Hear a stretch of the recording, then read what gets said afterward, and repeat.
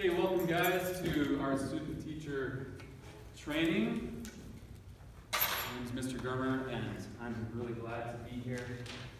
So I invite you to take notes when we do this. Okay, how many of you have ever taken private music lessons before? Okay, Torque, you've never taken music lessons? That's okay, that's okay. So this is going to be great for you. It'll be good for the rest of you, but it's going to be really awesome for him. Okay. But even if you've had music lessons, you still might think like, who am I to teach music lessons? Okay. And for this class, for this training, I'm going to call them music lessons. I'm not going to call them private music lessons, and I'll tell you why in just a minute. Okay. If I forget, ask me why. But I'll tell you later. So. Yeah, music lessons. I've had 4 trumpet teachers, 4.5 if you count this other dude that gave me one lesson. And then I've had about 5 different piano lessons.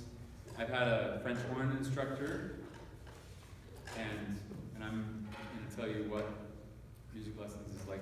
Right now I teach a lot of piano lessons. I teach trumpet, trombone, tuba. I teach saxophone, clarinet, and I haven't had a flute lesson yet. I teach guitar lessons. So I teach all of them, except for my wife does strings, and she specializes with little kids, about 4 years old, 5 years old, strings. So we teach music. All right, here we go. So Rigby has high demand for music lessons. There's a lot of people who want music lessons. Now, I'm going to have 96 beginning 6th graders entering cadet band this fall. That's my largest that I've had. Okay? It's normally like 50. We have a low supply of music teachers. We have lots of piano teachers, but we don't have flute teachers. We have one flute teacher in our area that I know of. We have one percussion teacher that I know, Jason Lenz. And we have me. And I know there's some string teachers. I don't know them personally. There's my wife, but there's another family that teaches strings. I forgot their name. And so there's not very many. All right. And maybe they teach beginning. Maybe they don't have enough space for all the beginning students. You can feel that need. Okay? Feel the need. That's what business is all about. Earn cash for your skills. Okay? This is not just a freebie thing you're doing for fun, to be nice. Okay? It is nice that you're doing this, but you can build a strong, steady side hustle. I've been doing this since I was 21. I could have started when I was your age. Nobody opened it up to me, and there was enough teachers that I wasn't really needed as a teacher. But so this could be. Have you guys heard that word side hustle? Some people drive Uber as a side hustle. Some people buy low and sell high as a side hustle. You know, it depends on what you want to do. This could be your side hustle. It is mine. So I like it. It's not always easy, but it's rewarding. So I've been able to make a lot of summer money doing this. I took 30 students over the summer, and that's a lot. So every morning I would just be teaching lessons, a little bit in the afternoon, and it's been great. All right, training a bit. So this training, we're going to talk about goal setting for students, music concepts to teach, 3 things students need for musician success, best practices, my job, your job. So write this down, goal setting for your students.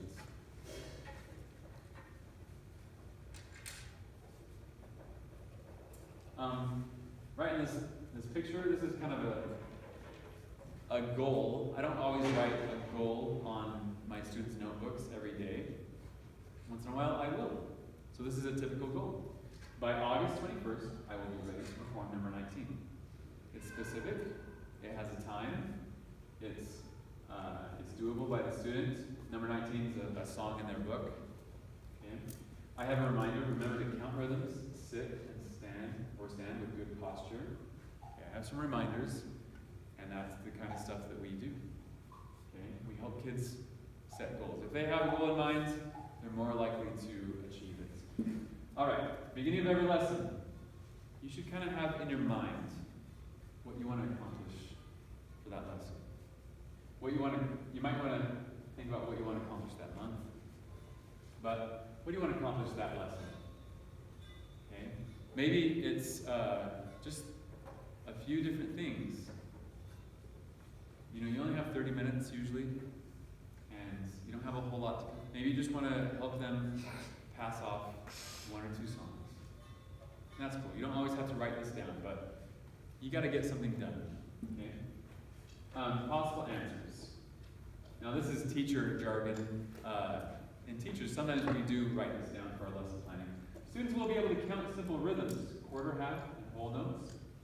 SWBAT is an acronym for students will be able to. So SWBAT, perform first 5 notes from memory.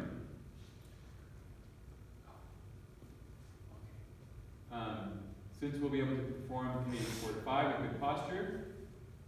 Quote, I will be ready to perform number 19 in front of others by August 21st. That's a goal that I've had students write down sometimes.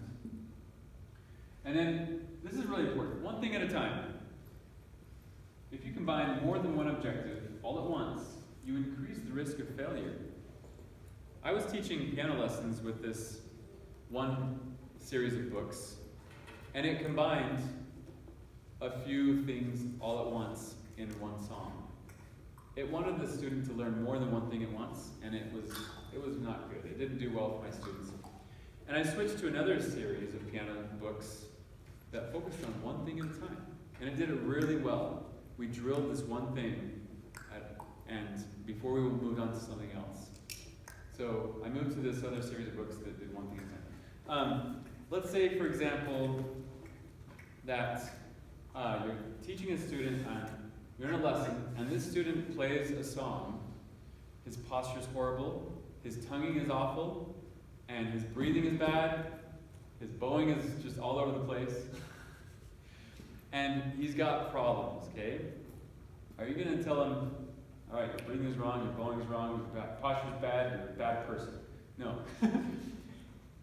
You might say, hey, let's try that again, and this time focus on your bowing. Or this time, focus on some good breathing from the bottom up. Okay? Just one thing. You can work on the other stuff later, okay? And we're going to pause right now so I can help her. Okay, continuing on. We talked about one thing at a time. Teachers, students, one thing at a time, and you're good to go, okay? One student came up to me and said, I think I'm going to teach my kids scales. And that's going to be a great thing, but if you're teaching beginner kids, you might want to think in simpler things, okay? First few weeks, your kids are not going to be able to play a scale very well. They might could bust out a scale in about 3 or 4 weeks, but you're probably going to be working on the fundamentals, tonguing, how to hold a bow, how to do these simple little things, how to tongue, how to breathe. Yeah, just proper technique. You're going to be pounding in proper technique with Baba Black Sheep or hot cross buns, okay? So scales might be a further along thing, so keep it simple at first. All right, music concepts to teach. Write this down.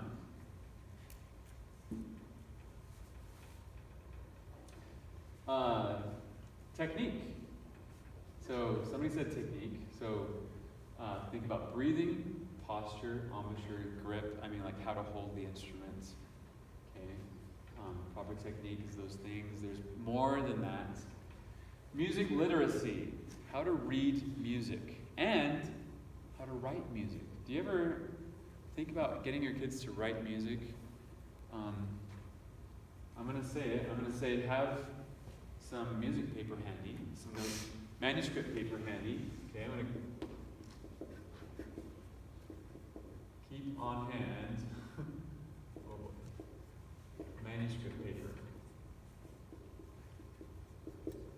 if they can write it, they're more likely to be able to read it. If they can't write it, it's going to be foreign to them. So, it's a good thing to say, hey, this is a quarter note. I want you to draw 10 quarter notes, just like this. Go. And this is a half note. All right, now draw 10 half notes. It looks like this. This is how you draw it. Go. This is a treble clef. It's hard to draw, but here's the steps on how to draw it. Show them the steps, like step 1. And then do that step 1 and add step 2. And then do step 1 and 2 and add step 3. So, Daddy, yeah. the movie went off. Okay, bring it to me. So, that's music literacy. Note accuracy on instruments. So if they play a C, but they're trying to play a G, that's not accurate. Okay? If they're reading in the key of B flat and they start playing E naturals, and they're not reading right. Just unplug it and bring it over. All right. Rhythm accuracy. Teaching them how to read rhythms. You can choose the way you want to teach rhythm, but start small with whole notes, half notes, quarter notes if you want.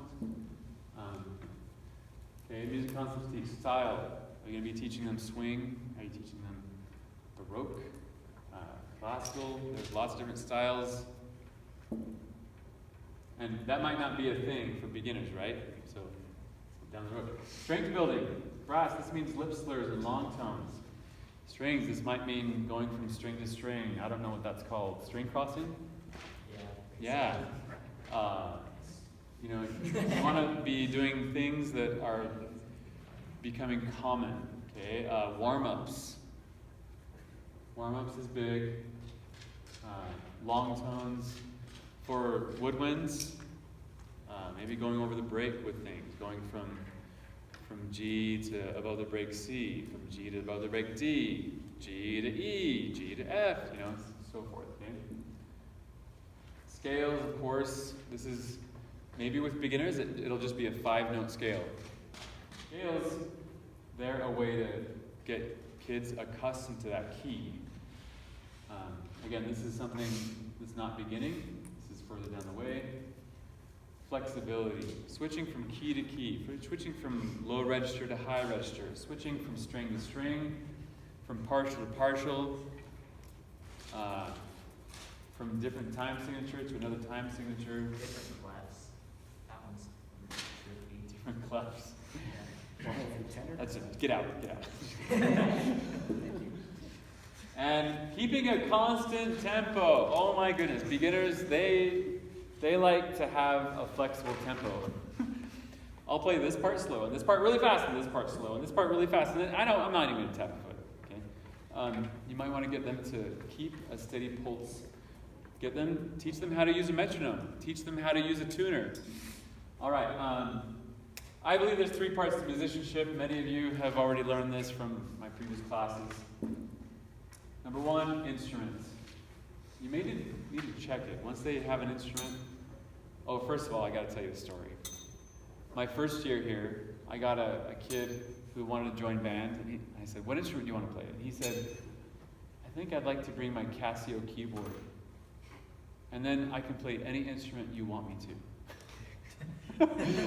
He had a point. But I said, "No, we don't do Casio keyboards in band.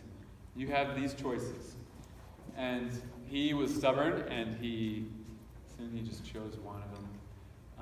But he was not happy. He still wanted to bring his Casio. He dropped out because he couldn't bring his Casio keyboard. But you may need to check it. Is it holding back? That's happening. Time to practice. Is the student setting aside time to practice? Does he know he's supposed to practice? Isabel, don't touch that game.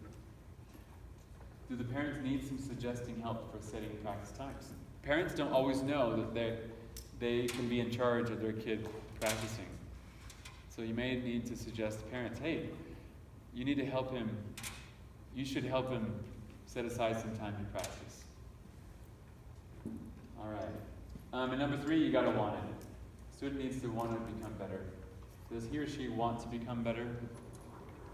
I've had a few students who are forced to take music lessons or music classes, and it can go either way. Sometimes they become pretty good music students, and sometimes they just are just waiting for the time they can drop it, and that's okay. I actually quit piano lessons a few times, and now I'm teaching it. So I've been there, and I get tired of it sometimes, but I get back into it. So sometimes it's okay for kids to take a break from music lessons. Okay. But those are the three things: instrument, time to practice. You got to want it. If you're missing one of those three things, you're going to have a challenge. And you can teach this to your students. They can know about this. Okay? All right. We're going to talk about best practices. Note writing. The students should bring a notebook. And there's a few reasons why. You can write down the dates in their notebook. You can write down assignments in their notebook, and goals, technique reminders. But this is also important because when they come back the next week, you might forget what you did. And you need to refer to their notebook to remember what you did last week. And I do this all the time, okay? What did we do last week? Oh yeah, I remember. Yeah, you stank it up on this song. Okay? So there's note writing. And that's for the student and for you, but you should also have a note-taking application or a notebook that you will not lose. Okay? You should keep track of some stuff. Now for me, I use Evernote. I use this app. It's on my phone, and this is my note-taking app. I like it because I can take photos of documents, and it takes a photo of it as if it were a Xerox. So it just keeps it black and white if I want it to. Okay, I have several different notebooks in here. I keep a notebook to keep track of my inventory. So this is all my things on my inventory. Here's this clarinet. Here's the number of the clarinet. Here's the rental agreement that somebody used it for. Vanessa Jasper, anybody know that? This is notebook for private music lessons. Teaching space. I recommend an open space where teaching and learning is comfortable and safe. Parents should always be welcome to attend. Keep it clean and tidy and well lit. You don't want to teach in your bedroom. And why? What are some reasons? Why should you not teach from your bedroom? Mine's always a mess. It's a mess? There's a more important reason. It's just morally not right. It's morally not right. That's exactly correct. Where's the key? I'm sorry. Okay, be quiet, please. So yeah, parents don't want their kids in your bedrooms.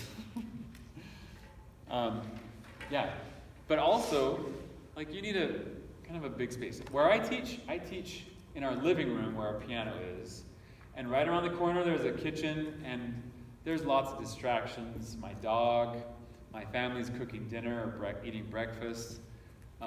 Sometimes I lock my dog out of the house for a few lessons. But it's a social event. People are welcome. They know that it's an open place. It's a safe place. It's well lit. So that's where I choose to teach. If you have a music room in your house with a piano, you might want to teach in that room. I wouldn't teach in a small room where things are kind of cramped. You might have to work this out. But if you can work out a good space, maybe you can mark off some time with your family saying, this time I need this big living room section to teach my lesson every week at this time. And your family would probably be supportive of that. Okay? Music education, I'm going to support everything for that. My kids need some open space for music education. Oh, they will get it. Okay? All right. Oh, another thing about teaching space. Can we teach at the student's home? The answer is yes. But there's some problems that you might have to work out. If you teach at the student's home, that gives you travel expense and time and effort. You have to travel to their house. And that's important to know because they might not be ready for you sometimes. And that's going to be an awkward experience if you go to their house and they're like, oh, is that today? We can't do it today, and then what do you say? And you can say, well, can I have my $10 still? But again, it's going to be an awkward experience. I've done that a few times, but I don't recommend it. All right, continuing on with best practices. Here you should have had a music agreement. Good idea to write down what you expect, what your students expect. Think about rescheduling options. Excused and unexcused lessons, makeup lessons, and of course payments. When is payment due? If they don't pay on time, what happens? How much is due? So for me, during the summer, I just taught $10 a lesson. If you cancel, that's cool. Then we'll, if you give me enough notice, then we'll just cancel it and call it square. During the school year, I feel that my lessons are in high demand. Sorry, but I think my lessons are in higher demand than yours and higher quality than yours because of my experience and my master's degree in music education. So I'm charging $60 a month, $60 a month, whether we have a lesson every week or not. It's always going to be $60 a month. And last year it was $50. So I've raised my rates just because of the higher demand, the higher quality of lessons that I'm teaching. For you guys, my daughter takes lessons from a high school student, and she's charging $35 a month. So that's about half my price, but it's still some good money that she's making. She just does 30-minute lessons, and I have her on auto pay, so the bank pays her automatically, and you can maybe give an incentive to your families like that if you want. You can say, hey, you can put me on bill pay. Most checking accounts have a bill pay option where it can automatically sends out a check to somebody once a month. So I've got that down for my daughter's teacher. So that's about, and I told you could be making 16 to 20 bucks an hour. If you're charging $8 per half hour, that's about 16 bucks an hour. You can be flexible. You can choose your own hours for this. So I think it's a great job. All right, best practices continuing on. Are there any questions about the previous slide? Isabel, please stop playing piano. We'll play afterwards, okay? Okay, not right now though. Not right now, come on. Any questions? Okay. Professionalism. Are you spending your time in the best way? Are you dressed professionally? Are you treating your students with respect? Kind of common sense stuff, right? Keep notes on payments, like I said before. Nothing worse than neither party remembering if payment was made last week or not. So imagine somebody took a lesson, they forgot to pay, but then for some reason they cancel next week's lesson, and then pretty soon it's 2 weeks later, and you can't remember, oh, did they pay? And they can't remember if they paid, and you're just in a kind of a mess. So keep track of that. Keep track of when they paid. You can make a flyer, a simple flyer with your contact information, types of lessons you offer. I will post it here. Skidmore will post it at his classroom if you think that's going to be good. Post it around. You can post it on Facebook. You can put it where you think it'll be good. And then you can choose to include your price or not on the flyer. You can even create your own website for free. Weebly or Wix, get your own website and post it there. So somebody's going to find it. The cool thing about those websites is that when somebody searches Rigby Middle School Band on Google, my website's the top hit. I think that's so cool. Like, I'm number one. I'd be happy to be on the first page, but I'm number one, so I'm really happy with that. All right, my job, your job. My job is to help you become set up for success. If I feel you're prepared to teach, then I will recommend you to my beginner students. Yeah. I will recommend you. Okay? Just by doing this training, taking notes, I'll call that good. Okay? But if you want some practice, I'm available to help you practice. I'll be your mock students. I can be your student, and we can just go through a quick little lesson of what you'll do. Okay, I can pretend to be a beginner. I can pretend to be intermediate. I can't pretend to be your advanced student, unless you're doing trumpet. No, but, so I'm here to help you be set up for success. I will give my students incentive, my 6th graders, for taking your music lessons. Okay, I'm going to give them a choice. You can either take music lessons or do sectionals after school, or do this concert report. I don't know. I'm going to give them incentive for taking music lessons. So, you guys can talk to Baxter about some of the things.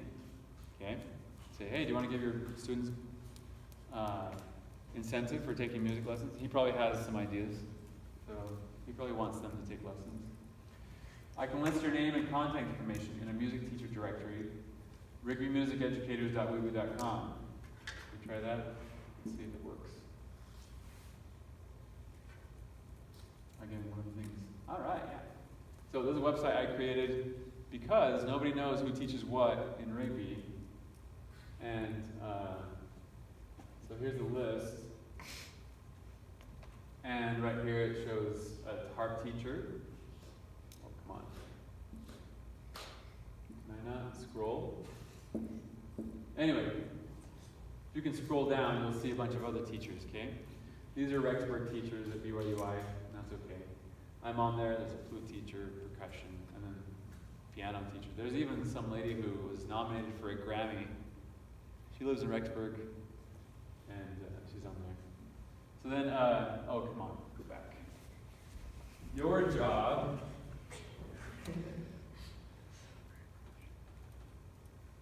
job will be to find time and space to teach, make a flyer, write an agreement for new students, help them make goals, help them learn, make some money. And we'll call it good. Any questions? Yes? Why don't we like to call them private lessons? Oh, yeah. Well, thank you. It's for the same reason that you shouldn't teach in a small room. I don't like to think that I teach private lessons. My lessons are open. Anybody's welcome to come. I sometimes will teach 2 kids at a time. So they're not private. I just call them music lessons.